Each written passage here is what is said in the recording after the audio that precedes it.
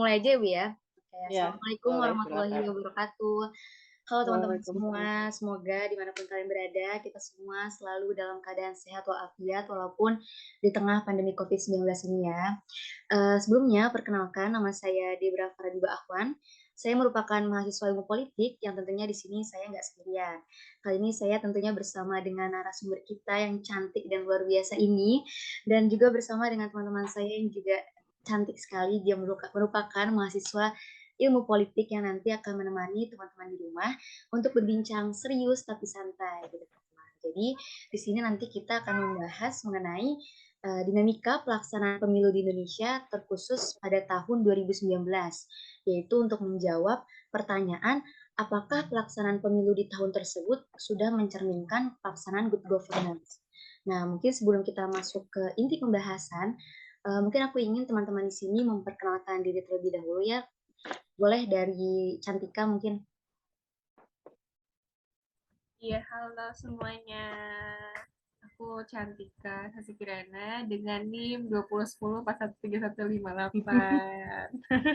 Harus pakai NIM ya? Iya, nggak apa-apa, oke. Oke, halo Cantika. Boleh dilanjut, Novita? Mungkin. Oke, halo semuanya. Nama saya Novita Fitriningsi dari Ilmu Politik 20. Oke, salam kenal Novita. Boleh dilanjut oleh Anissa? Halo, nama saya Nisa Rizky Amalia dari Politik 20. Oke, terima kasih Anissa. Boleh dilanjut nih?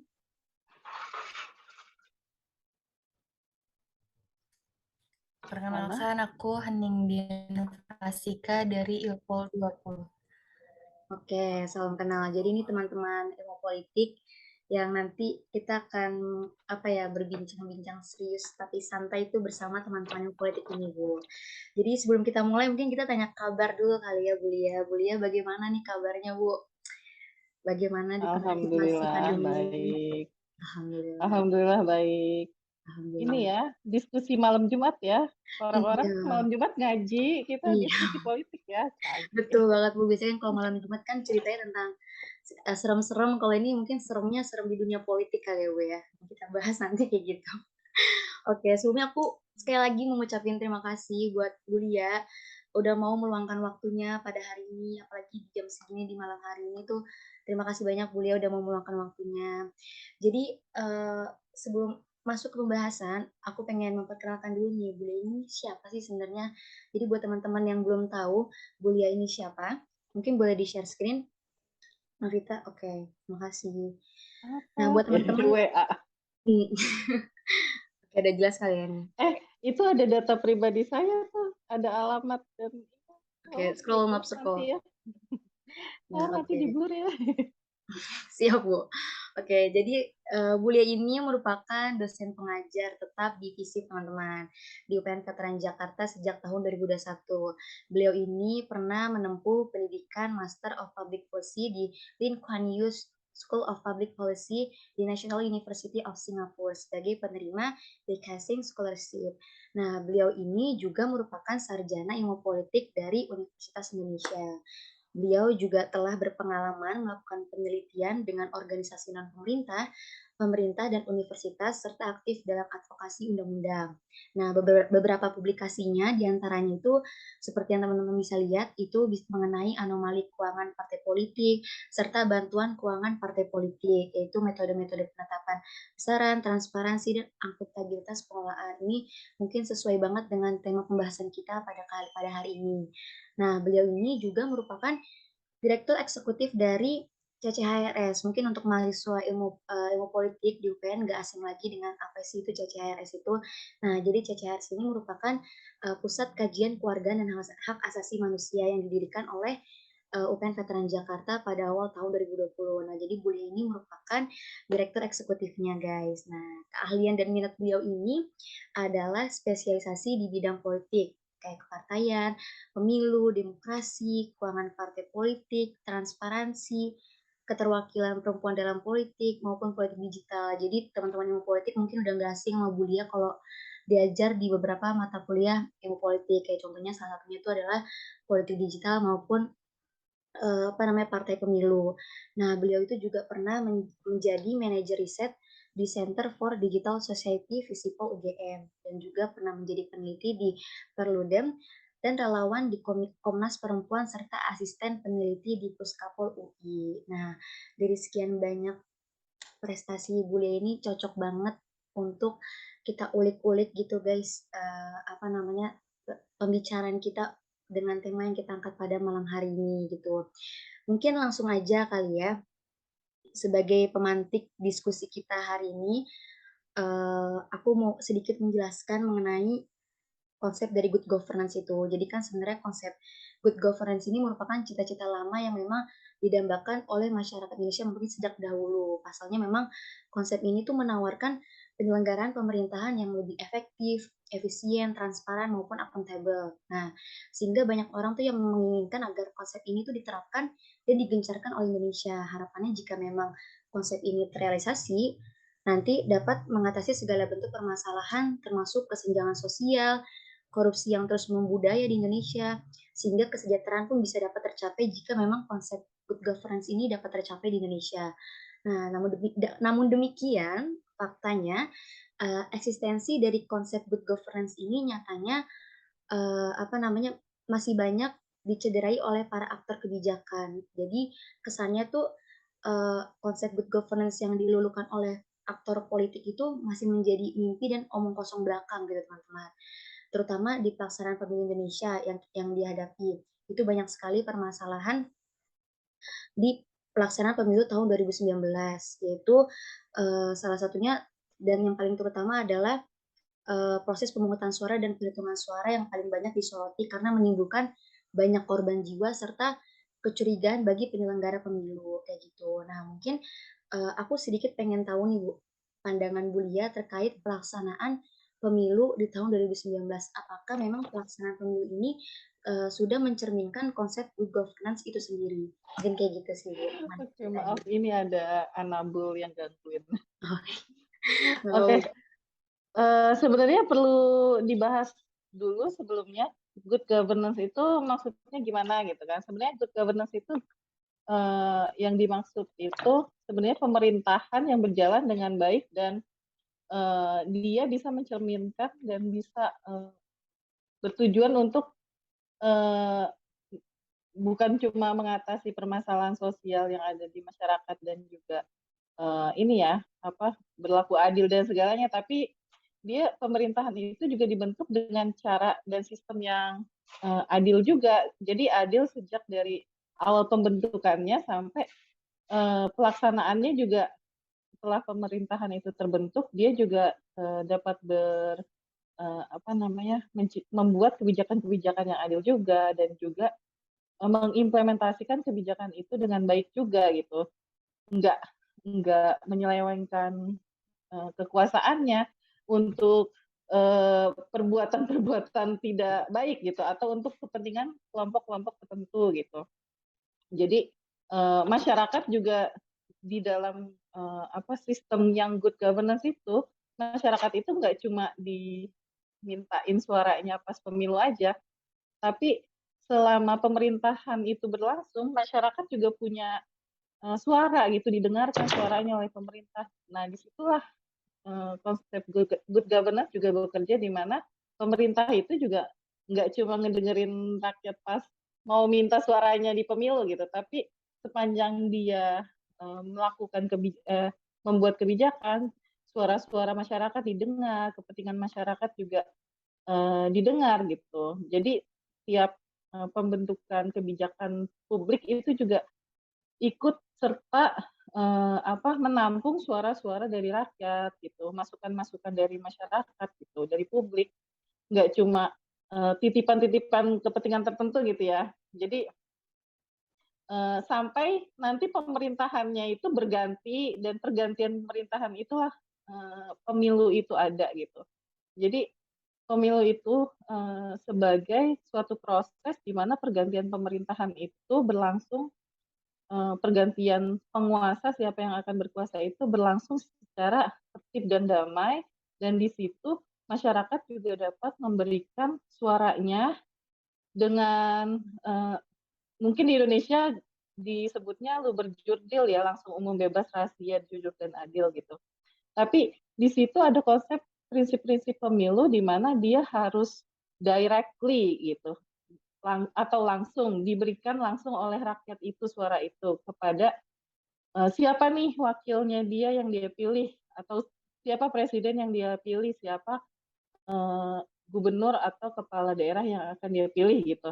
Disitulah direct atau langsung prinsip itu terjadi. Lalu umum, semua yang dimaksud umum itu adalah sifatnya itu inklusif, semua masyarakat yang sudah sudah dewasa gitu ya, dianggap dewasa oleh undang-undang, di mana 17 tahun ke atas sudah punya ID gitu.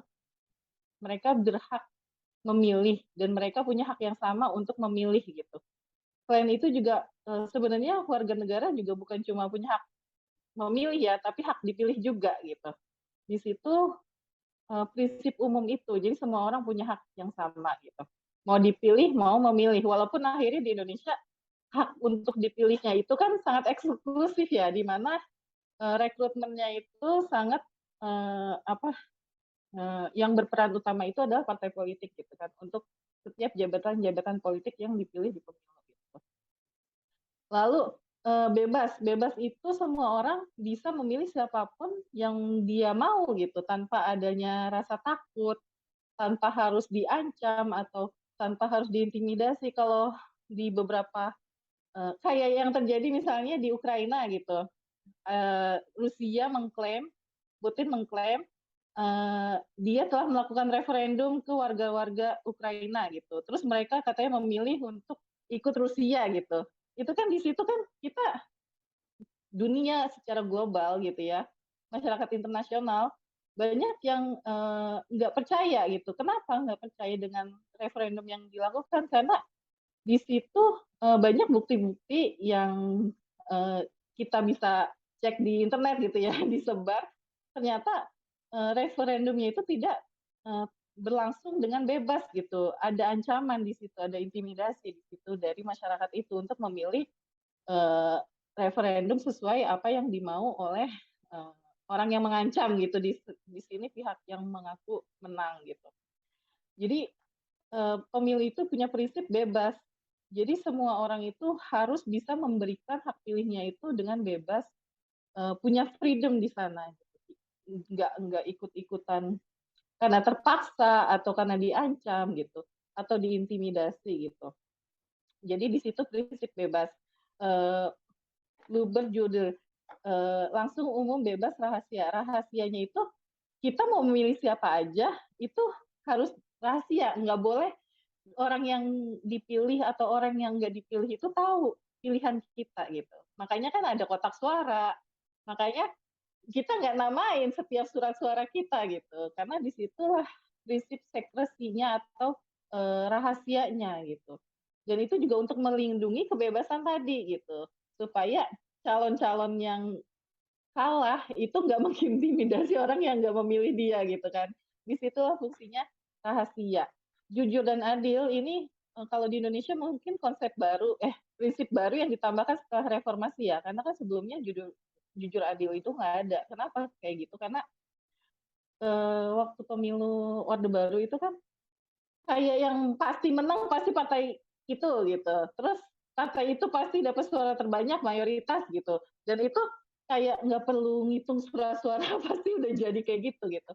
Di situ letak jujur dan adilnya itu akhirnya kan dipertanyakan waktu akhirnya sebelum terjadi reformasi itu kan jadi hasil temuan banyak pemantau pemilu juga yang melakukan pemantauan pemilu gitu, karena jujur dan adilnya itu banyak terjadi kecurangan gitu, jadi dipertanyakan kembali oleh pemantau pemilu waktu itu gitu.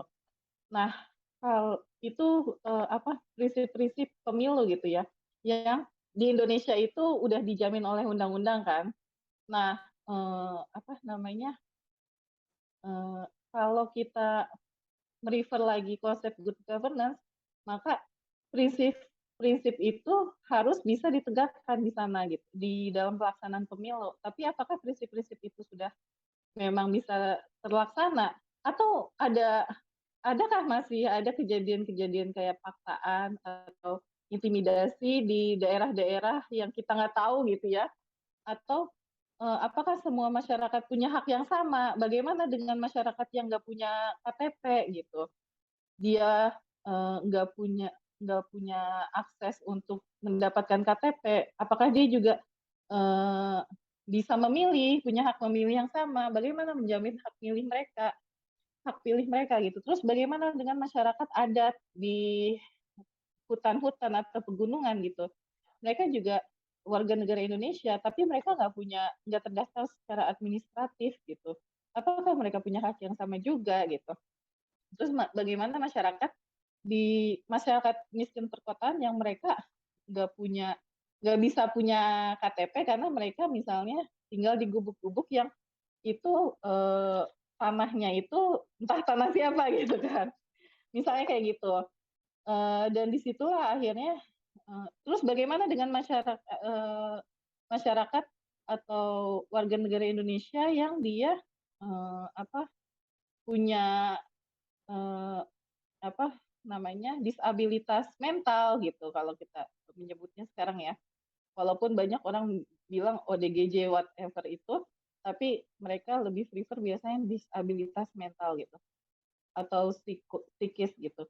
Nah, sementara di Undang-Undang Pilkada itu sebelumnya itu masih ada aturan yang orang gila itu di undang-undang itu dibilangnya nggak boleh memilih di pilkada, bukan nggak boleh memilih ya, tapi nggak terdaftar, nggak wajib terdaftar di daftar pemilih untuk pilkada gitu. Dan masih banyak lagi masalah berkaitan dengan voter registration atau daftar pemilih di Indonesia. Jadi masih banyak orang-orang yang mungkin di Jakarta atau kalian gitu, mungkin kalian merasa aman, kalian udah terdaftar di daftar pemilih DPT gitu ya, kita sering sebutnya. Kalian udah pasti dapat undangan dari kelurahan gitu, karena kita punya administrasi yang lengkap, kita terdaftar segala macam gitu. Tapi nggak semua ternyata masyarakat Indonesia punya hak yang sama gitu, terutama masyarakat yang di pedalaman, yang mereka susah akses. Jangankan mau dapat hak pilih, mereka dapat KTP aja gitu nggak bisa gitu kan. Itu masih jadi masalah di beberapa tempat gitu. Terus selain itu, jadi itu masih ada masalah ya dalam pendaftaran pemilih aja. Bahkan sampai sekarang daftar pemilih itu masih jadi permasalahan juga di Indonesia kalau dalam pemilu. Karena pemutahiran daftar pemilih atau kalau bahasa gaulnya update-nya data pemilih itu masih jadi permasalahan, selalu jadi masalah di setiap pemilu. Kenapa kayak gitu? Karena daftar pemilih itu awalnya harus sesuai dengan daftar IKTP yang terdaftar di pemerintah. Sementara data IKTP pun masih bermasalah gitu. Dan itu jadi salah satu kelemahan juga ya di pemilu Indonesia, karena bagaimana negara bisa menjamin hak pilih masyarakat aja udah kayak gitu. Nah, di satu sisi hak dipilih pun itu hak memilih ya. Hak dipilih pun itu masih bermasalah juga, karena kalian kalau mau jadi caleg nggak bisa independen gitu kan, harus jadi anggota partai. Terus cuma partai yang bisa mencalonkan caleg gitu. Kalau kalian mau jadi kepala daerah ada independen, tapi kan syaratnya itu cukup sulit gitu ya.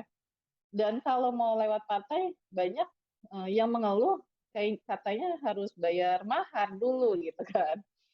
Terus kalau mau jadi presiden apalagi gitu, bukan cuma satu partai aja, tapi partai itu harus koalisi karena berapa persen suara partai di kursi partai di DPR baru bisa mencalonkan gitu kan. Dan itu juga maharnya katanya lebih mahal lagi gitu. Jadi partai politik di Indonesia itu sangat berperan dalam melakukan rekrutmen politik untuk jabatan-jabatan yang strategis, untuk jadi eksekutif di daerah maupun nasional, terus untuk jadi legislatif juga gitu. Jadinya sementara partai di Indonesia itu sendirinya juga dia rekrutmen di internal partai itu juga masih banyak masalah. Misalnya kayak untuk mendapatkan 30% anggota mereka yang perempuan untuk menjadi caleg aja, itu juga mereka masih selalu kesulitan setiap pemilu gitu, untuk memenuhi kuota 30% caleg perempuan gitu. Dan itu akhirnya banyak yang misalnya seumuran kalian ini ya, kalian baru mau pemilu pertama kali ikut gitu, tiba-tiba kalian namanya diambil, misalnya bapak kalian atau saudara kalian ada yang jadi anggota partai politik, terus mereka mau daftarin nama-nama caleg ke KPU gitu. Tiba-tiba nama kalian dicatat gitu sebagai salah satu caleg perempuan untuk memenuhi kuota gitu. Ada kasus-kasus seperti itu dan itu terjadi di pemilu terakhir 2019 dan hasil riset dari waktu itu saya riset dengan timnya JHU, Johns Hopkins University, dengan IRI juga ada salah satu caleg, kandidat caleg di daerah yang dia masih kuliah gitu dan dia karena orang tuanya itu apa namanya pimpinan partai di daerah itu, jadi namanya digunakan sebagai salah satu kandidat gitu. Dan dia tahu itu setelah didaftarkan juga gitu. Dan itu kan nggak cuma terjadi di satu tempat itu aja, tapi di banyak tempat juga hal itu terjadi karena untuk memenuhi kuota 30% itu juga mereka perempuan ya, itu udah aturannya kan dari 2004 ya, Undang-Undang 2004, Undang-Undang Pemilu 2003 yang udah diimplementasikan di pemilu 2004. Tapi sampai sekarang itu aja mereka belum bisa memenuhi gitu partai politiknya. Ini kita belum bicara lagi tentang akuntabilitas, laporan keuangan, dana kampanye, terus keuangan partai politik, itu masih jauh sekali gitu. Walaupun pemilu 2019 itu ada salah satu aturan yang baru diterapkan dari Undang-Undang Pemilu Nomor 7 Tahun 2017, yaitu tentang fasilitasi kampanye oleh negara melalui KPU. Walaupun di situ banyak masalah juga ya, yang akhirnya dana yang sudah dianggarkan untuk itu akhirnya banyak yang tidak terpakai gitu, karena partai politik lebih memilih kampanye sendiri tanpa mengakses dana itu gitu kan. Itu jadi pertanyaan lagi buat kita.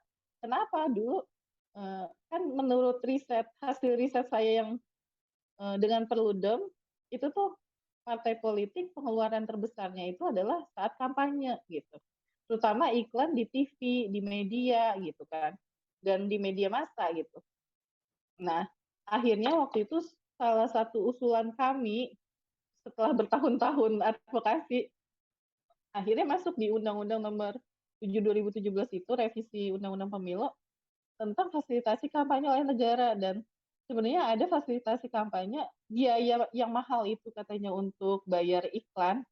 Kan mereka banyak yang mengeluh, ada partai politik yang punya media, dia bisa beriklan setiap hari di prime time gitu, tanpa henti sampai jinglenya itu dihafal sama semua orang. Dan mereka mengeluh soal itu, komplain soal itu, kita yang nggak punya uang nggak bisa melakukan hal yang sama gitu kan. Terus akhirnya di Undang-Undang 2017 ini di advokasi itu lumayan berhasil karena mereka mau mengadopsi itu. Ya udah difasilitasi aja oleh negara, tapi akhirnya bukan fasilitasi yang seperti yang kami sempat rekomendasikan gitu ya, tapi akhirnya fasilitasi itu disalurkan dananya melalui anggaran pemilu melalui KPU daerah gitu kan. KPU provinsi dan kabupaten kota lah yang mengalirkan dana-dana itu gitu kan. Jadi partai politik dia bikin sendiri kontennya, video atau apa, konten untuk iklannya, nanti yang membayar iklannya itu ke TV itu KPU gitu kan. Tapi nyatanya banyak yang menggunakan dana itu gitu. Dan saya sempat riset evaluasi pemilu 2019 dengan timnya Bawaslu juga, banyak sekali sisa anggarannya di situ gitu. Dan 2019 itu banyak penghematan atau sisa anggaran itu karena anggaran itu salah satunya yang paling besar. di mana ada fasilitasi kampanye kan biaya iklan itu mahal banget ya. Udah difasilitasi nih anggarannya, tinggal mengakses gitu kan. Ternyata nggak dipakai, ya udah dibalikin dong uangnya ke negara gitu. Akhirnya penghematan pemilu salah satunya besarnya di situ gitu. Bu, izin Gitu nanya loh. dong Bu, yang tentang itu Bu. Kalau misalnya Hmm. mereka kenapa sih Bu nggak mau menggunakan fasilitas itu Bu? Salah satu alasannya kenapa lebih pengen sendiri-sendiri gitu Bu, intinya. Kan itu kan sudah difasilitasi, udah dikasih duit gitu loh. Kenapa nggak dimanfaatkan aja gitu? Iya, kalau caleg-caleg perempuan saya tanya soal itu, "Ibu kenapa Ibu, cari uang susah-susah segala macam, padahal kan bisa difasilitasi sama KPU," gitu. Mereka nggak tahu informasi itu. Informasi itu hanya sampai, di tingkat, nasional ya kebanyakan, daerah itu banyak yang nggak tahu. Kalaupun daerah tahu, yang tahu itu pimpinan partai. Pimpinan partai kurang mensosialisasikan ke caleg-calegnya, dan yang bisa mengakses itu partai politik. Karena peserta pemilu yang terdaftar di KPU sebagai peserta pemilu adalah partai politik, bukan caleg. Caleg itu hanya bagian dari partai politik gitu. Jadi yang bisa mengakses partai politik, sementara yang melakukan kampanye di tempat gitu banyak kan caleg. Karena caleg kan saling bersaing, berkompetisi, bahkan antar satu caleg yang sama di dapil yang sama gitu kan. Jadi banyak yang melakukan kampanye itu caleg-caleg sendiri akhirnya. Partai politik itu hanya kampanye-kampanye yang besar seperti misalnya kalau mereka bikin kayak konser gitu ya, kampanye akbar gitu kita sebutnya. Gitu. Itu baru kampanye yang bersama itu baru partai politik yang mengorganize atau mengarrange-nya gitu. Tapi kalau untuk kampanye langsung atau bikin kayak gitu biasanya caleg-caleg itu sendiri di daerah gitu, makanya banyak yang nggak mengakses. Bukan cuma iklan sebenarnya, kayak spanduk gitu kan, terus baliho itu sebenarnya KPU juga punya anggaran untuk itu, tapi kata KPU mereka lebih senang bikin sendiri gitu daripada lewat kita yang bayarin gitu. Jadi kayak gitu kan aneh ya kayak gitu. Karena kata dia kalau KPU ada template-nya segala macam, desainnya nggak bisa bebas, bla bla bla, ukurannya nggak bisa bebas gitu. Padahal ukuran-ukuran yang ada itu dibatasi karena pembatasan dana kampanye untuk supaya nggak ada yang gede sendiri atau kecil sendiri gitu kan. Tapi mereka nggak ada yang mau mengakses itu, mereka lebih bebas mengakses, membuat itu sendiri dan membayar orang sendiri, dan untuk memasangnya juga butuh biaya sendiri gitu, ya udah mendingan saya sendiri semuanya daripada lewat KPU repot gitu. Jadi banyak permasalahan teknis di lapangan yang itu kurang persiapan juga waktu itu karena mungkin pertama kali ya dilaksanakan. Dan mungkin peruntukannya juga ya mesti dievaluasi lagi gitu nanti supaya nanti nggak kejadian yang sama, padahal ini niatnya udah baik gitu kan, mengurangi korupsi, mengurangi politik uang gitu, mengurangi beban kandidat atau partai politik untuk kampanye gitu kan. Tapi ternyata nggak dimanfaatkan, kurang sosialisasi, terus mereka banyak nggak bisa akses di situ, terus ribet katanya birokrasinya segala macam gitulah. Jadi kayak sayang gitu kan. Jadi anggaran pemilu yang wah itu balik lagi deh ke negara uangnya. Jadi penghematan sih.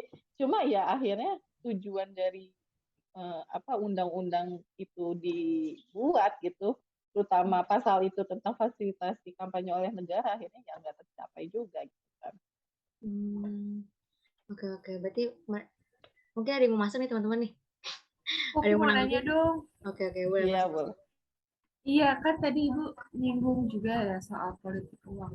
Nah, ya gimana sih Bu tanggapan Ibu sendiri nih terhadap pengawasan pemilu pada era Jokowi dengan era Orde Baru. Nah, yang mana kan pada era Jokowi ini masih banyak ya kita temui tindakan yang menyimpang, contohnya seperti suara yang dimanipulasi, kemudian juga seperti yang tadi Ibu bilang, adanya politik uang. Nah, bagaimana sih Bu tanggapan Ibu terkait hal tersebut? Sebenarnya politik uang itu permasalahan klasik yang nggak terjadi di Indonesia aja. Banyak negara juga. Kemarin saya dari Filipina, di sana juga kencang politik uangnya gitu.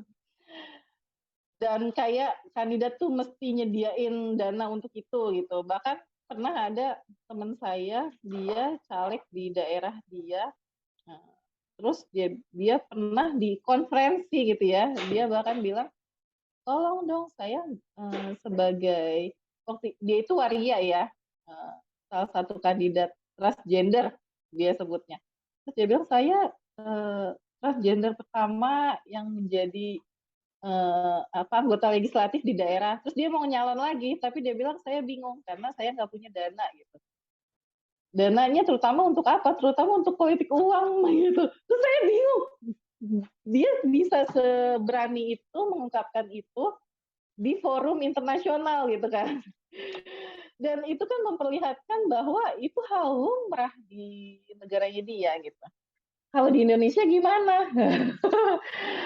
Masih ada juga terjadi gitu. Bahkan ada, kalau kalian lihat foto-fotonya ya, itu kan ada kampung atau gang gitu ya, caleg yang mau ke sini sediain apa gitu, atau tidak menerima caleg yang nggak membawa apa gitu kan. Dan kalau saya pernah sharing juga hasil risetnya survei ya, yang saya share di kelas, itu masih banyak masyarakat yang sangat permisif dengan politik uang gitu. Mereka menganggap ya itu rezeki gitu, atau bahkan masyarakat menuntut caleg, terutama caleg ya, untuk harus gitu, kayak harus menyediakan itu. Dan politik uang itu nggak cuma berbentuk uang cash gitu ya, yang diamplopin atau uang cash yang disebar-sebarin gitu, dibagi-bagi. Cuma berbentuk barang juga bisa gitu. Apalagi kalau barangnya itu memang yang dibutuhkan gitu ya oleh pemilih, atau barang itu memang kebutuhan pokok gitu. Dan akhirnya itu kayak lumrah gitu ya. Walaupun akhirnya di Undang-Undang Pemilu itu juga udah diatur sih jenis berapa nilai barang yang dianggap politik uang dan dibolehkan berapa gitu. Misalnya apakah itu cuma transport doang nilainya untuk mengganti transport kah pas kampanye, atau berupa sembako yang di bawah berapa ratus ribu gitu ya. Tapi ini juga jadi masih bisa boleh juga walaupun kalau nilainya sedikit gitu ya, tapi nggak melebihi jumlah tertentu gitu. Tapi tetap aja menjelang pemilu kan tetap aja kan ada serangan fajar terjadi gitu loh. Dan itu yang banyak memecah suara masyarakat juga gitu. Dan itu sebenarnya dari caleg-caleg terutama yang kalah gitu ya, itu sangat diinikan sama mereka, sangat mengecewakan buat mereka karena mereka udah capek-capek kampanye, meyakinkan masyarakat, ternyata kalah dengan politik uang gitu. Jadi akhirnya banyak kandidat yang pilih shortcut aja deh daripada capek-capek gitu, mendingan kasih aja pas serangan fajar gitu. Akhirnya banyak yang kayak gitu masih gitu. Jadi itu yang membuat mereka dana kampanye akhirnya kan melambung tinggi, semakin tinggi gitu ya, karena ada pengeluaran untuk politik uang. Dan politik uang itu nggak cuma terjadi ke ke pemilih, tapi yang paling shortcut, yang paling instan buat kandidat, politik uangnya ke penyelenggara pemilu gitu kan. Karena di situ banyak titik-titik lemah yang sangat sangat krusial dan membutuhkan pengawasan, tapi masyarakat publik itu nggak bisa mengakses misalnya, atau nggak dilakukan secara terbuka gitu ya, padahal kan harusnya bisa terbuka gitu. Misalnya kalau di TPS mungkin semua orang bisa ngelihat ya, tapi kan kemarin itu kan 5 kotak ya pemilunya, pemilu serentak 2019. Dan akhirnya kan menghitungnya sampai ada yang besok pagi gitu kan, sampai subuh gitu. Belum selesai saking banyaknya surat suara dan kotaknya itu kan. Dan itu yang membuat itu tadi yang sempat kalian sebutkan, akhirnya banyak penyelenggara pemilu yang meninggal saat penghitungan suara segala macam, menimbulkan korban gitu. Dan itu juga yang membuat pengawasan pas penghitungan suara itu jadi lemah gitu kan, karena orang-orang udah capek nih, ngantuk gitu. Ya udahlah gitu, nanti aja, besok aja lihat hasilnya gimana. Akhirnya banyak yang pulang, saksi-saksi partainya gitu loh. Jadi kayak gitu. Dan setelah penghitungan suara di PPK, di KPUD, dan sampai akhirnya rekapitulasi nasional itu juga perlu pengawasan dari itu. Mungkin Bawaslu itu kan udah ada ya sebenarnya pengawas pemilu dari Bawaslu ya, yang ada di TPS maupun yang ada di setiap tingkatan penghitungan rekapitulasi suara. Tapi sejauh apa gitu mereka bisa dipercaya itu jadi pertanyaan lagi akhirnya Tapi Bu, oleh masyarakat itu. tapi Bu kan kalau misalnya kemarin kan pemilu 2019 kan dilaksanainnya serentak ya. Terus juga muncul banyak korban kan. Berarti kan nggak dari sisi pemilihnya aja tuh yang kayak udah capek, tapi kan juga yang dari pengawasnya juga sampai ratusan ya yang apa yang jadi korban. Nah, itu tuh Iya. kalau misalnya tadi kan yang pas di dana pemilu kan katanya masih banyak yang sisa atau lebih diprioritaskan buat ke partainya kan. Kalau misalnya ngelihat dari hal ini kan kenapa nggak ke yang panitianya aja gitu, karena kan mereka juga sebenarnya jadi komponen penting dalam pendukung pemilu kan. Sebenarnya juga pernah dibahas sampai ke TV ya Bu, yang katanya dokter cewek dia ngebahas kalau ini kok masalahnya jadi lewat aja gitu, padahal kan banyak korbannya sampai ratusan, berarti kan ini harus dibahas sampai ada apanya gitu. Terus juga banyak spekulasi dari masyarakat bilangnya kayak oh ini sengaja biar biar satu sisi yang ini menang gitu, atau ada juga kemungkinan kayak pemerintah tuh nggak peduli. Kalau misalnya kayak gitu gimana? Bukan semakin katanya kan kita 2024 mau ada sama juga kan sistemnya. Nah, sedangkan kepercayaan masyarakat tuh kayak ngelihat yang 2019 tuh kayak aduh kayaknya percuma deh. Terus juga kayak dari kan kita juga sebagai masyarakat bisa partisipasi dari sebagai pengawasnya kan. Kan berarti kan kita bisa kayak berkecimpung langsung gitu. Dan kita misalnya saya pengen masuk nih, tapi kayak nah nanti kalau misalnya saya jatuh sakit atau amit-amit jadi korban gimana gitu. Jadinya kan kalau misalnya itu bisa aja kayak mereka manipulasi pakai cara apapun biar pakai orang-orang mereka aja. Kalau itu gimana Bu? Jadi sebenarnya pemilu 5 kotak itu sebenarnya sempat di judicial review juga sama Perludem dan kawan-kawan. Dan pemilu 5 kotak itu memang sebenarnya nggak kita sarankan gitu. Kita itu siapa? Kita itu waktu saya dan tim Perludem gitu juga koalisi masyarakat sipil yang advokasi yang mendorong mengawal tentang advokasi perubahan undang-undang pemilu gitu ya. Beberapa NGO dan juga lembaga riset gitu dan juga universitas juga gitu yang kita libatkan, beberapa ahli juga dan profesor juga yang kita libatkan untuk waktu itu kodifikasi undang-undang pemilu ya. Kita nggak menyarankan, nggak pernah merekomendasi pemilu langsung 5 kotak serentak gitu. Kita dari Perludem terutama, kalau LIPI punya sendiri ya ininya rekomendasinya saya lupa. Tapi kalau dari Perludem dulu, saya masuk tim Perludem dulu, kita rekomendasinya itu pemilu itu dibagi pemilu daerah dan pemilu nasional. Jadi semua lembaga nasional kayak DPR, DPD, presiden dan wakil presiden, yaitu satu pemilu sendiri gitu. Karena dia kan untuk memilih pemilihan nasional. Jadinya koalisi partai politiknya dan juga pemerintahan nasionalnya itu jadinya lebih kuat gitu ya, karena pemilunya langsung. Jadi 3 kotak gitu kan. Nah sementara pemilu kepala daerah, pemilu kepala daerah, terus pemilu DPRD kabupaten kota, DPRD kabupaten dan juga DPRD provinsi, bupati dan gubernur itu satu pemilu sendiri, pemilu daerah, dan itu dibagi 2 jadinya, serentak daerah dan serentak nasional. Kita waktu itu rekomendasinya seperti itu. Jadi kalau jadi kayak mirip-mirip punya Filipina gitu ya. Filipina kan ada 2 pemilu setelah ya. Jadi kayak 2 tahun sekali pemilu, tapi yang satu pemilu nasional, satu pemilu daerah gitu kan. Nah, kalau bisa Indonesia begitu gitu waktu itu rekomendasinya. Jadinya nanti kan ini kan kita bingung ya, apalagi waktu itu sempat ada pilkada juga masuk ke pemilu serentak gitu kan. Karena pilkada itu kan mau diserentakkan gitu sendiri. Nah, yang diserentakkan itu pilkada itu pemilu daerah termasuk DPRD-nya, kabupaten, kota, dan provinsi juga, dan gubernur dan bupati gitu, serentak semua tuh bareng tuh se-Indonesia gitu kan. Semua provinsi, kabupaten, kota, sama DPRD-nya gabung. Jadinya mereka kalau kampanye juga kandidatnya bisa bareng-bareng kan, dan fokus ke daerah masing-masing.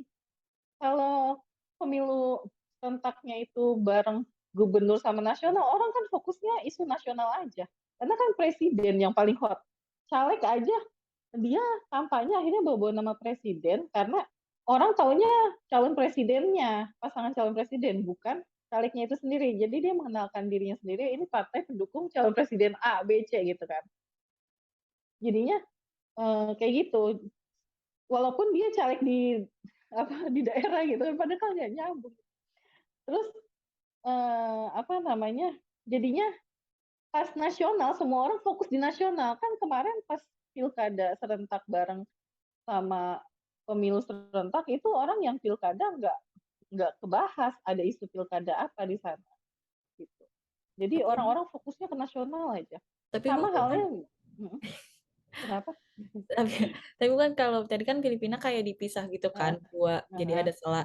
Tapi kan kalau misalnya kita kan literasi politiknya masih minim ya Bu ya. Jadi kayak apalagi TV analog udah dimatiin gitu. Nah, kalau misalnya diganti ya analog ya. kalau misalnya karena dipisah, jadi kan orang taunya presiden ya, karena ya kita taunya presiden, jadinya tuh Nah, malah nanti makanya banyak yang golput gitu.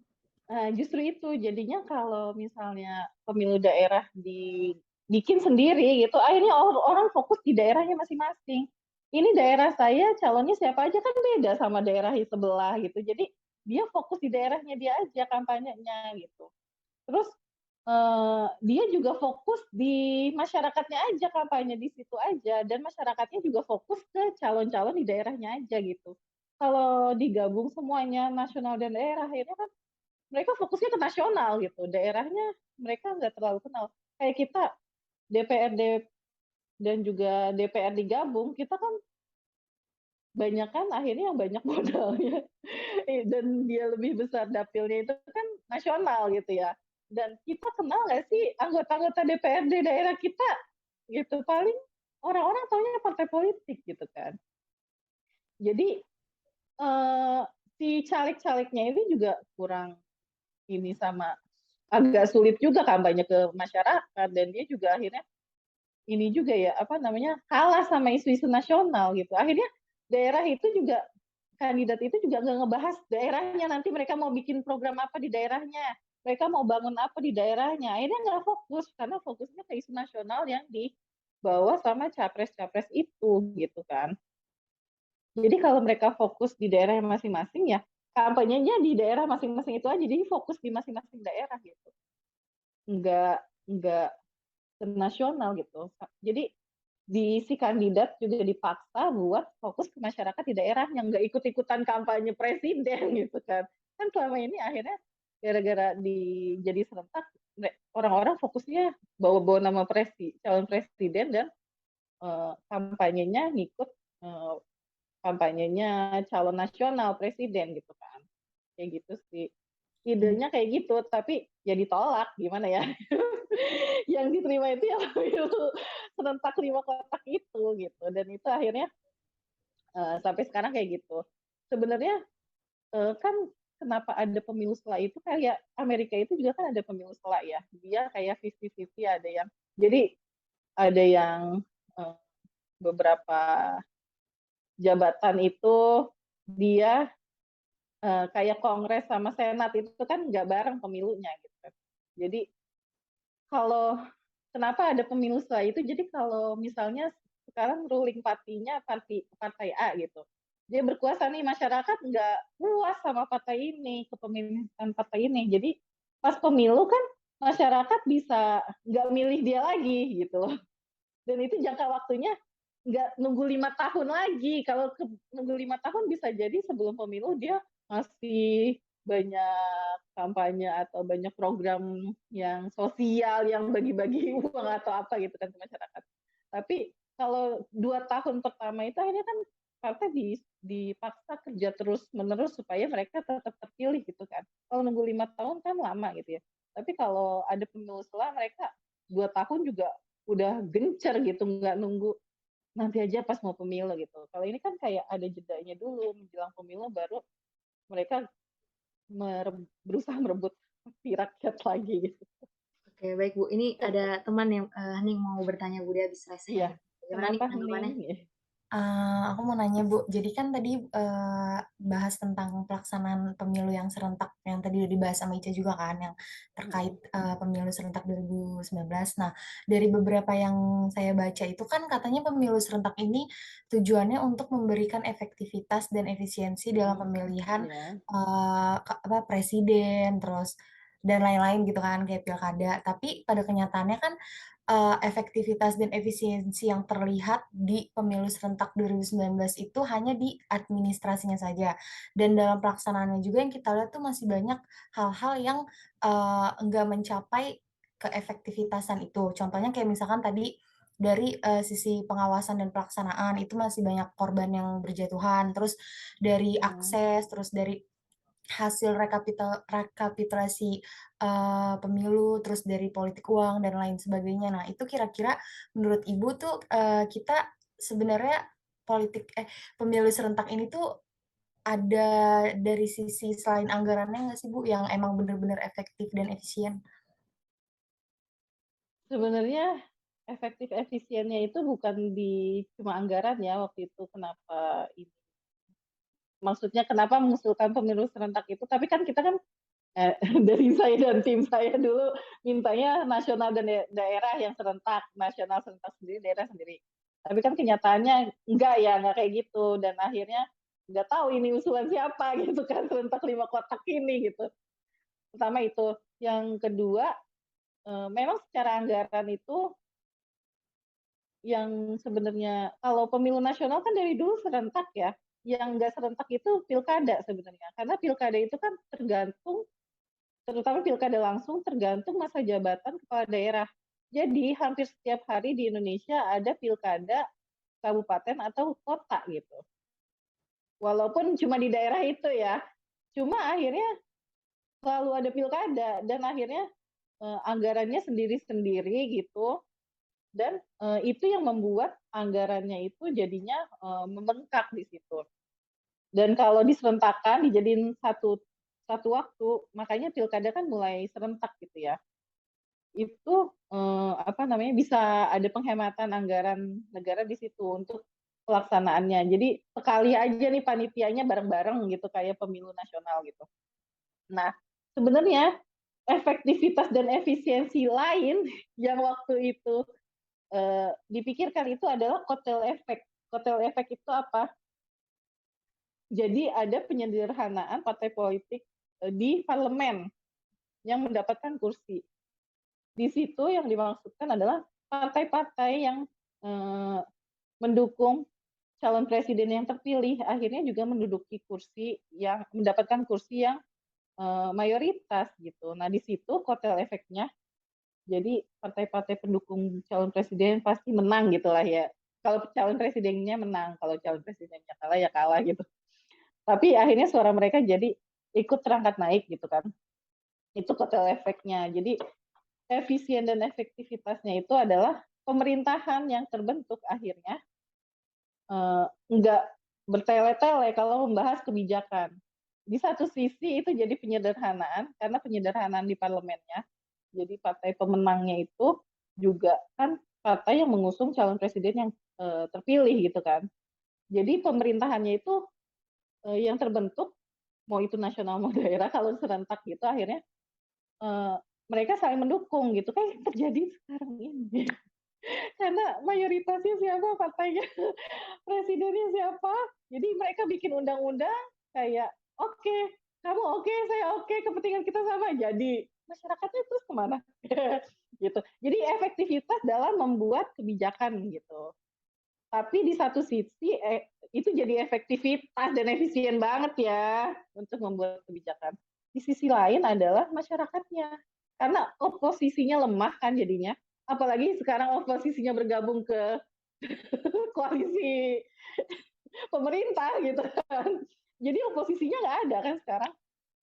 Kalaupun ada 1-2 suara yang ya efeknya nggak nampol juga di parlemen gitu kan.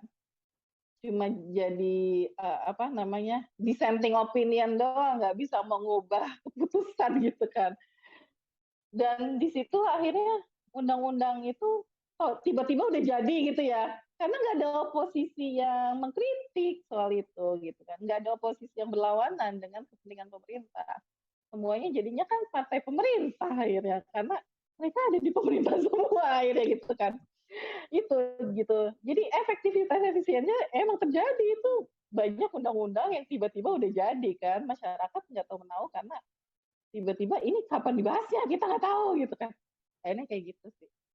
Itu salah satu efektif efisiennya Bu ya. Jadi efektivitas dan efisiensinya tuh sebenarnya emang kalau dilihat dari sistematika pelaksanaan tuh ada banget, maksudnya kayak berlaku banget, cuman emang nggak terlihat oleh masyarakat mungkin ya Bu ya.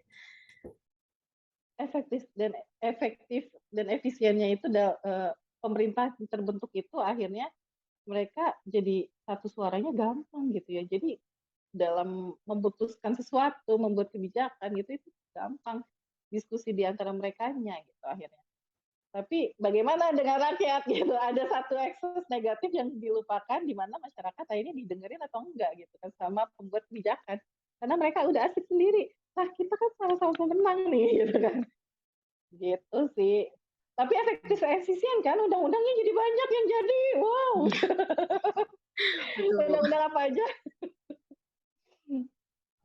Efektif efisien dalam membuat kebijakan, memutuskan keputusan-keputusan itu ya. Gitu. Diskusinya nggak panjang lagi nih bikin undang-undang. Gitu.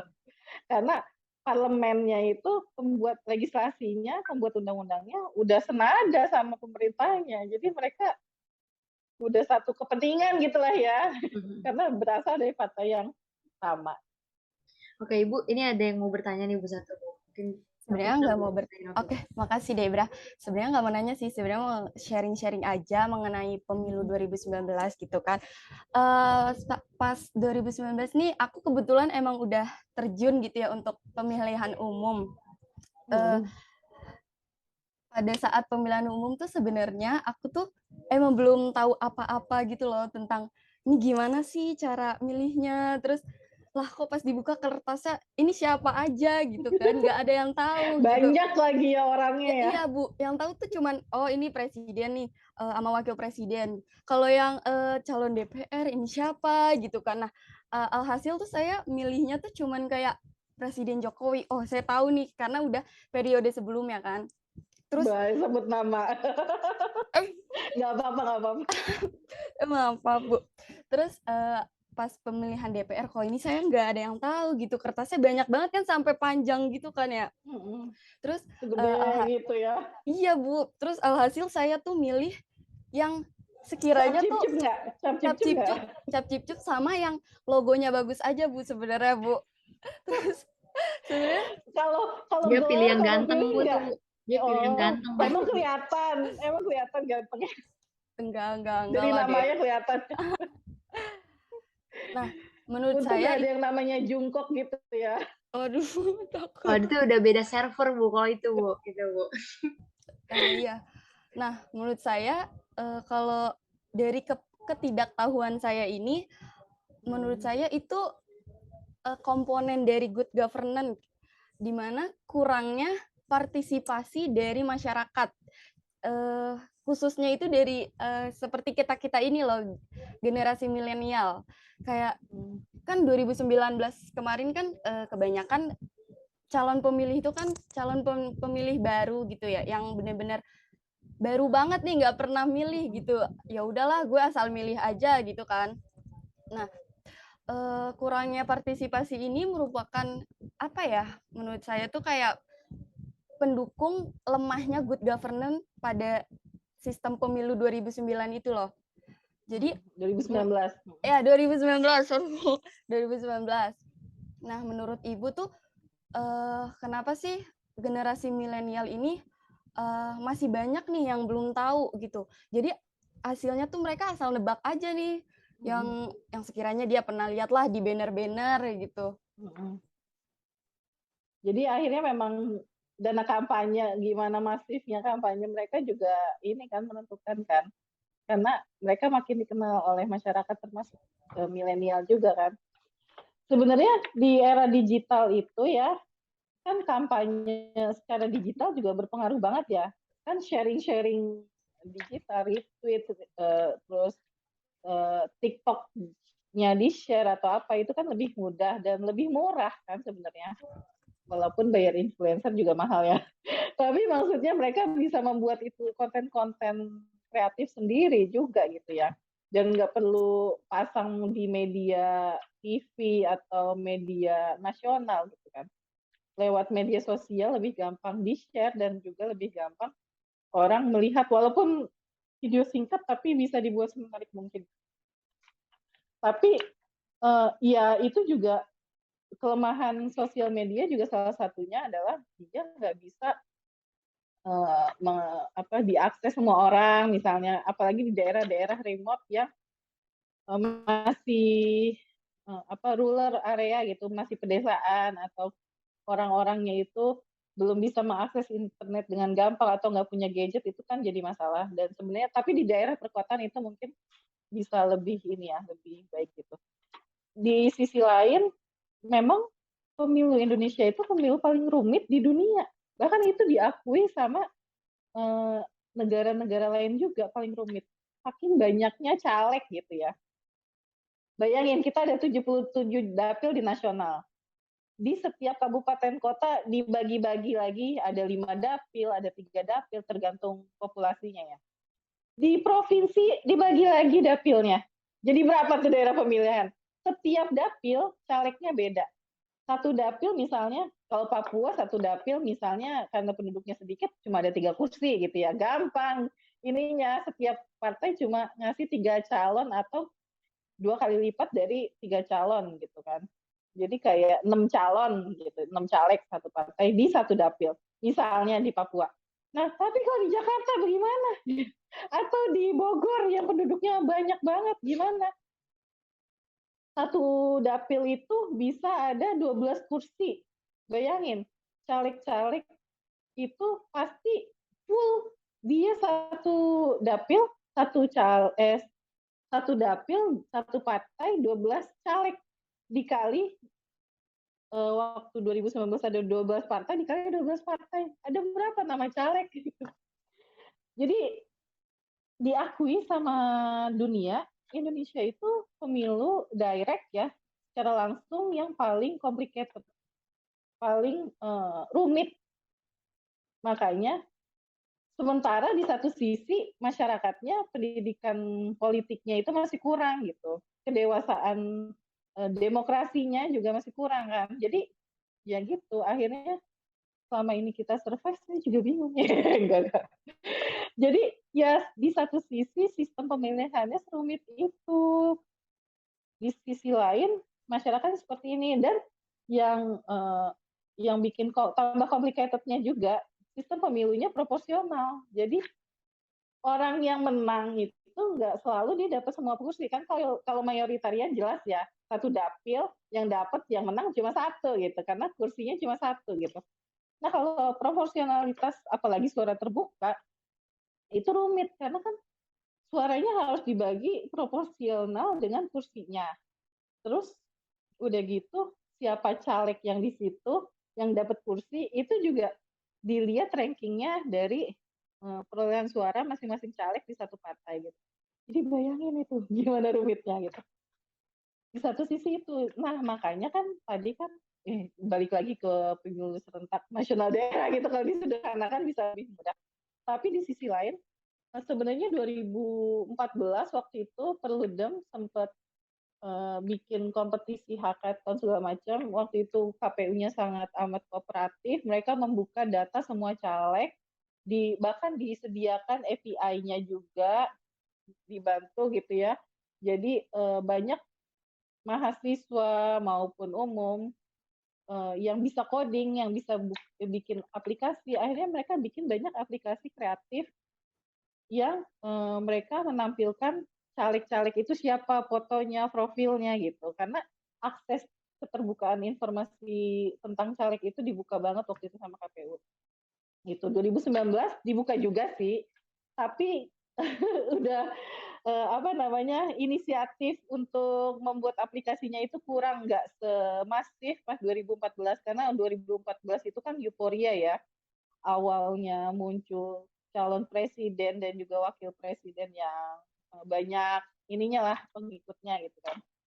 Dan waktu itu makanya ini juga banyak juga ide-ide kreatif itu, dan masyarakat bisa cek di aplikasi gitu. Tapi sebenarnya KPU juga menyediakan itu, kita bisa ngecek, bisa ngedownload CV masing-masing caleg, tapi kan banyak banget ya. Bayangin, saya misalnya warga Depok, saya dapil berapa di Depok gitu kan. Saya harus ngenalin caleg-caleg di dapil saya untuk kota Depok. Terus untuk daerah Jawa Barat juga, untuk DPRD provinsi. Terus nasional juga, dapil Jabar berapa nih Depok gitu. Juga lupa dapil berapa gitu kan. Terus selain itu saya harus kenal, itu calegnya ada berapa tuh ya di satu dapil itu, bayangin. Partainya ada 12, calegnya ada 12 misalnya. Bayangin tuh ada berapa caleg yang mesti saya Google satu-satu, gak mungkin juga kan gitu. Akhirnya saya juga milihnya orang-orang yang saya tahu kredibilitasnya. Misalnya ada calon yang saya kenal gitu. Oh, ini kayaknya saya pernah kenal orang ini, saya Google baru gitu. Akhirnya nama-nama yang lebih dikenal kan, makanya popularitas itu sangat penting. Akhirnya makanya banyak seleb yang kepilih kan, karena orang-orang juga kan mikirnya gue kenal aja gitu. Ngomongnya. Gitu, Balik lagi kan? nih Bu, balik lagi tadi yang ke pemilihan gitu. Menurut Ibu tuh perlu nggak sih ada sosialisasi gitu atau pengedukasian kepada masyarakat mengenai pelaksanaan pemilu ini loh, biar jadi nggak banyak golput gitu, jadi juga nggak ada asal nembak gitu-gitu Bu. Perlu nggak Bu? Perlu, dan itu budgetnya sangat besar untuk sosialisasi itu dari penyelenggara pemilu ya. Mau itu dari KPU, mau itu dari Bawaslu ya, budgetnya sangat besar, perlu. Tapi memang, dan mereka juga sempat bikin kayak lomba jingle lah, apalah gitu kan, video kreatif lah, apalah gitu, banyak. Cuma mungkin, dan mereka juga banyak turun-turun ke daerah-daerah ya, dan juga kerjasama sama kampus-kampus, sekolah-sekolah gitu untuk itu. Tapi memang UPN perlu juga ikutan kali ya. Nanti kita coba ya 2024 ya, kerjasama sama KPU. Ya, kebetulan memang beberapa komisionernya kita kenal gitu kan.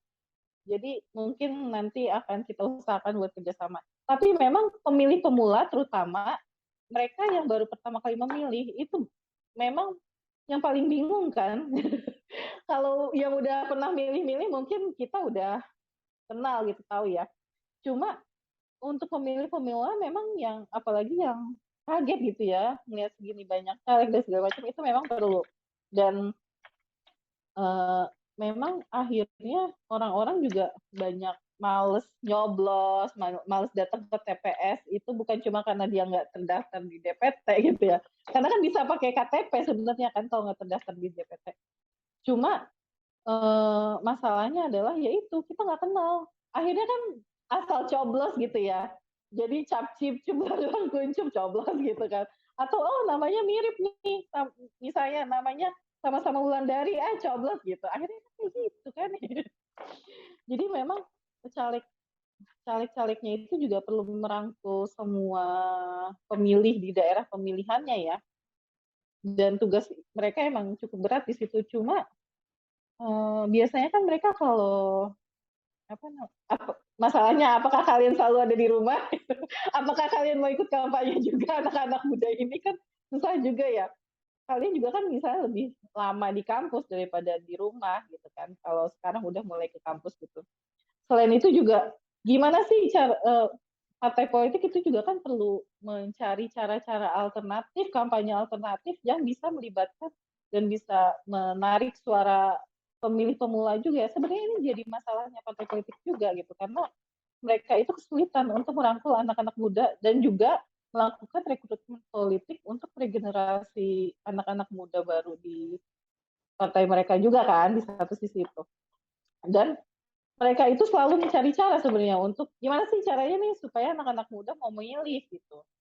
Itu juga jadi bukan cuma tugas KPU atau Bawaslu ya, tapi tugas partai juga. Berarti partai kan belum bekerja dengan baik juga kalau mereka masih belum dikenal sama rakyat atau sama milenial atau sama generasi Gen Z gitu, sama anak-anak muda yang baru mau milih gitu.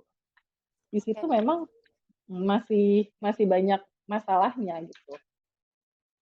Oke, berarti yang saya tangkap dari pembahasan Ibu berarti itu sosialisasi ke masyarakat-masyarakat, terus ke anak-anak muda itu sebenarnya udah dilakukan kan ya Bu? Tapi kenapa ya Cuma saya masih kurang. iya masih Kalau kurang. kamu belum dapat berarti kan masih kurang kan sosialisasinya, karena Nah belum iya, eye-catching gitu. iya Atau saya nggak menarik sama sekali, sosialisasinya masih cara-cara jadul gitu kan. iya Iya. makanya saya juga belum merasakan sosialisasi itu. Mungkin teman-teman di sini yang udah pernah nyoblos gitu, ada nggak kalian ngerasain sosialisasi dari lembaga-lembaga atau caleg-caleg di daerah kalian gitu? Aku waktu itu tahun 2019 juga udah nyoblos kan, terus juga kaget juga kan pada saat itu tuh, pemilihannya tuh serentak gitu dan dikasih kertasnya tuh kalau nggak salah sampai 2 atau 3 gitu dah, dan itu, banyak banget gitu pas dibuka tuh banyak banget paslonnya kan, apalagi Nama-nama. iya, apalagi yang bukan presiden, kalau presiden kan cuma 2 tuh, kalau yang, sisanya kan banyak. Nah itu jujur aku emang juga nyoblosnya, yang menarik gitu kan, yang menarik aja gitu dicoblos. Nggak ngelihat dia tuh, apakah dia emang terkenal atau enggak gitu, enggak. Terus juga sebenarnya kalau misalkan dari sosialisasi sendiri itu, jujur belum pernah ngerasain. Cuman waktu itu kan, waktu semester 1 aku pernah ngadain penelitian.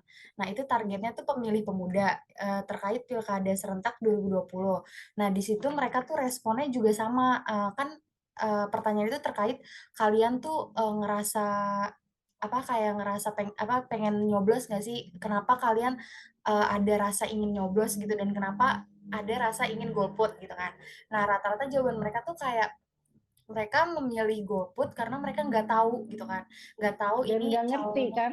iya, nggak ngerti, terus calonnya siapa, terus, mereka juga ngerasa nggak terlalu penting gitu loh buat mereka pilkada ini gitu. Padahal kan sebenarnya, coblosan kita tuh berpengaruh banget gitu, cuman, ya itu, jadi mereka lebih milih golput daripada mereka kayak datang terus kayak tatapan kosong asal nyoblos gitu kan. Gitu sih Bu paling. Iya, iya. Sebenarnya kita perlu banget ya kerja bareng KPU dan Bawaslu sebagai lembaga yang memang menangani penyelenggaraan pemilu gitu ya. Dan kita juga mungkin perlu mereka juga perlu belajar gimana sih caranya sosialisasi yang kreatif, yang menarik buat anak-anak muda gitu ya. Dan makanya mereka juga perlu melibatkan anak-anak muda juga kan untuk program-programnya. Jangan cuma KPU ya udah orang-orang KPU doang ya. Terus sosialisasi ke masyarakatnya mana gitu kan. Mungkin itu juga jadi catatan ini ya, catatan buat KPU-nya juga ya. Dan ini bisa jadi ini juga nih apa namanya? Bisa jadi usulan juga buat saya usulin ke komisioner-komisioner nanti ya. Memang kita dari Prodi merencanakan mau ketemu sama komisioner tapi belum sempat ya. Mudah-mudahan akhir tahun ini bisa kesampaian. Mudah-mudahan tahun depan bisa mulai jalan program-program. Iya, betul, Saya Bu. mau nanya, Bu. Ayo masuk Ica dulu deh. Tadi kan kalau misalnya kan kebanyakan rata-rata anak sekolah yang udah dapet KTP kan itu biasanya antara kelas 2 SMA sama 3 SMA kan.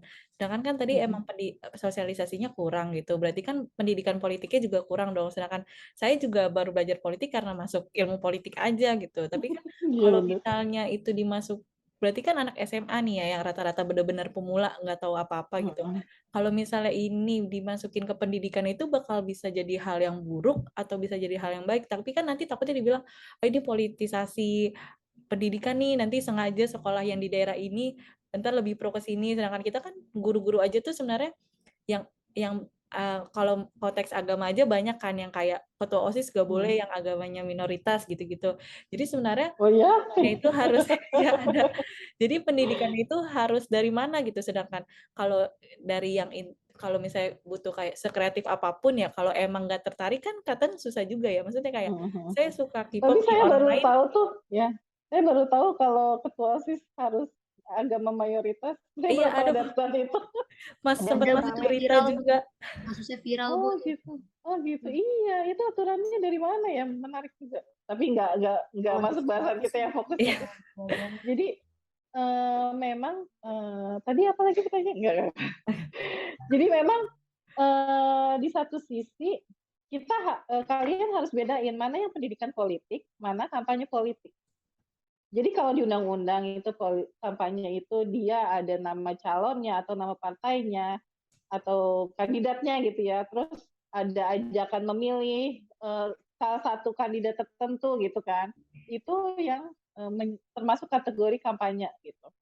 Kalau cuma ajakan ayo coblos itu udah banyak dan itu biasanya KPU yang dan juga NGO ya yang ini yang kampanye publik dan itu pendidikan politik bukannya kampanye politik harus dibedakan itu. Jadi pendidikan politik itu bukan cuma ajakan orang ayo nyoblos atau apa. Sebenarnya yang harus digugah itu kan kesadaran orang untuk memilih, kesadaran orang tahu paham kalau ini tuh pemilih tuh penting, ini tuh salah satu-satunya cara dia menghukum atau menghukum pemerintah atau ngasih reward ke pemerintah gitu ya supaya nasib dia nanti 5 tahun yang akan datang itu pasti itu lebih pasti dan terjamin kalau pemerintahnya itu sesuai dengan aspirasinya dia sesuai dan membela kepentingannya dia gitu kan. Tapi kan akhirnya kebanyakan masyarakat taunya oh yang saya pilih yang ngasih saya uang atau apa gitu kan ya.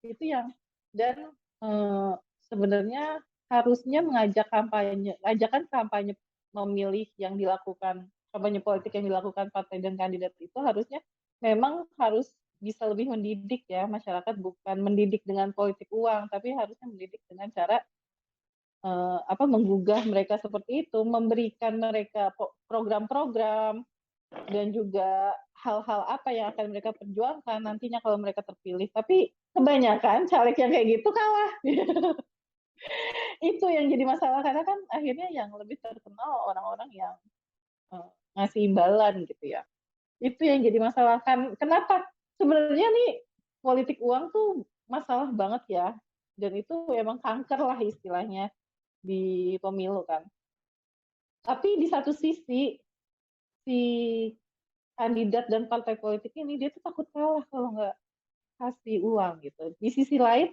masyarakat juga ya tergantung partainya kan dia mau ngasih uang mau enggak dan masalahnya kompetisinya ini udah nggak sehat kan di antara caleg kalau misalnya pakai politik uang kalau caleg yang satu udah kasih politik uang caleg yang lain juga akan ikutan akhirnya nggak mau kalah kan gitu nah ini harus diputus sebenarnya diputusnya dari siapa dari si partai politik dan kandidat itu sendiri harusnya yang bisa memutus itu gitu. Kalau satu partai enggak ya harusnya yang lain juga jangan dong gitu. Tapi masalahnya sekali melakukan politik uang, yang lain malah ikut-ikutan gitu. Takut kalah kan takut banget kalah gitu.